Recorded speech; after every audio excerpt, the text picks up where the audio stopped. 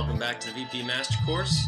I hope you guys made it to the Facebook group and got all your assignments completed there, entered in that discussion. Looking forward to those responses and being able to give some guidance on where you're at there.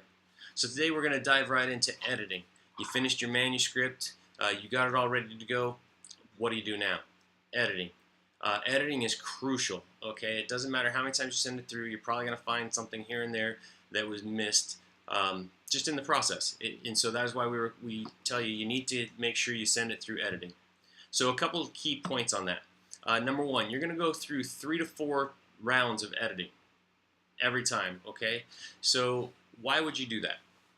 So the first time, usually the editor is going to look over the flow of the book. Does it make sense? Do things need to be rearranged a little bit? Are there any things that haven't been answered? It depends on what type of a book you're doing. If it's a how-to book, are the steps covered in order? Do you cover something that you actually need to cover this first so it makes sense? Something like that. Sometimes there's plots or storylines that have, that are left loose ends, or where you need a little bit of backstory before you get to understand what's going on in the story at that point. So the flow is usually the number one thing that the editor is going to look for, going through and saying, is everything where it needs to be? Have you covered all of the bases? Is there anything left out that needs to be addressed? So that's number one, is content. Number two, they're going to usually go over your flow and sentence structure, and grammar. So how do the sentences work out? Is it smooth? How's your tone? Does it change? Is it first person to third person, without doing reflections or things like that? So that's the next thing usually that they look for in editing. Okay, and then third, they go through with the fine-tooth comb and look for all those spelling and grammar and punctuation marks and things like that. So that is why usually there's 3 to 4 rounds. So tip number one is 3 to 4 rounds.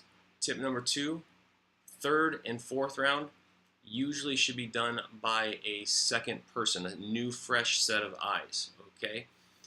The first couple, they will be checking for some of the spelling and grammar things that just jump off the page at them. So every phase will have some spelling and grammar in it, but the third and or fourth phase is focused on those spelling and grammar issues.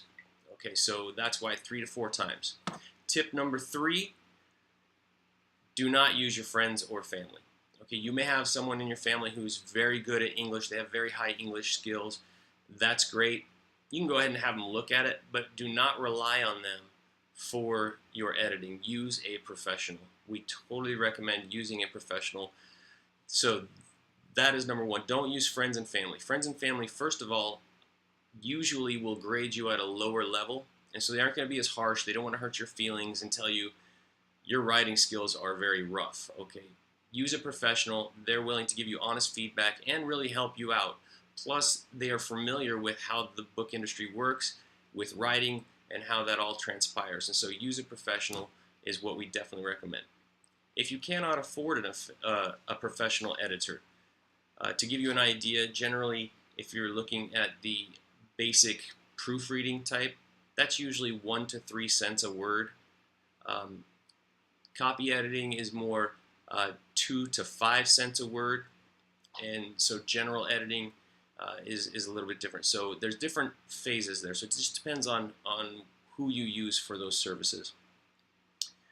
And the level, the depth of the editing. Okay, so how much rework does it really require? And generally what editors will ask is that you send them a copy, an introduction or one chapter, and they'll go through and they'll say, okay, based off of your writing style, the content, the subject matter, who it's written for, this is what the pricing would be. In the event you cannot afford someone for whatever reason, I know maybe it's your first book and you're just trying to get started or whatever, another idea might be check with your local colleges, your community colleges, your universities. Sometimes they have people in the English program that are going through aspiring to be editors, and they may be able to work out some sort of a work study or give it to someone as a project, extra credit type thing, something along those lines, or they may be able to use your manuscript as an example. So that's another option. Sometimes you can find professors who are willing to work with you on that and use your manuscript for that type of a thing. I wouldn't count on that, but it's a potential option, and it's definitely would be better than just using friends or family members. Okay?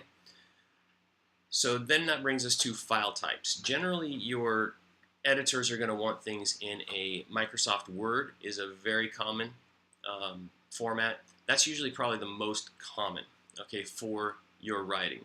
They're going to want it in something that's very editable and easy for them to manipulate. Okay.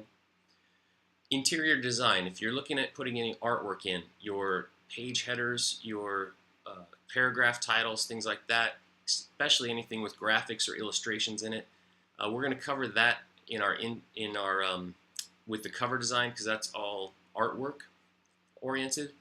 But that generally is not the job of the editor. If you have someone who is able to do both, usually they're going to be stronger at one than they are at the other. And so one's going to suffer. Either your editing is going to suffer or your interior design is going to suffer. So we would recommend separating those tasks into two separate people. And generally your cover design person would be better equipped for your interior design than your editor would be generally. Okay. And then the last thing to cover is we have editors available if you need help, if you need a reference, us to recommend somebody for you. We can help you out.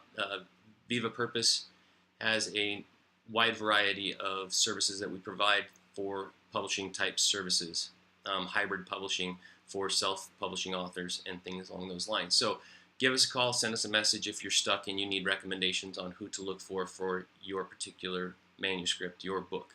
All right. So hopefully that gives you a good start. Do some research, find a good editor, someone you can work with. And like I said, if you need recommendations, we can help you out with that. It also does not hurt at all. Read your book over and over and over again. Read your manuscript. Make sure that the flow is right. Check as many grammatical errors as you can yourself, as many spelling errors as you can yourself, because if you take away a lot of the surface stuff, it'll leave room for them to dive a little bit deeper, and they're not spending as much time fixing that surface stuff. So do your best you can. If you have extra time, read it again. Read it again, read it again, and just continually be looking for those little edits or things that you need to change. And it's not always in proofreading, in grammar and sentence structure and things along those lines. Sometimes it is in the general content, the general flow, and you can go, oh, whoops, I forgot to mention that, or I need to add a section on this, or this is really long and wordy. I think I can do a better job at bringing that in and summarizing it a little bit better to make it a little more concise and to better the flow. All right, so hopefully those tips will work out. So this week, the rest of this week, I want you to look at your manuscript, go ahead and work through that. Check in with the Facebook group. We'll have some more tips and things for you to give feedback on there as well regarding editing. All right, we'll see you next time.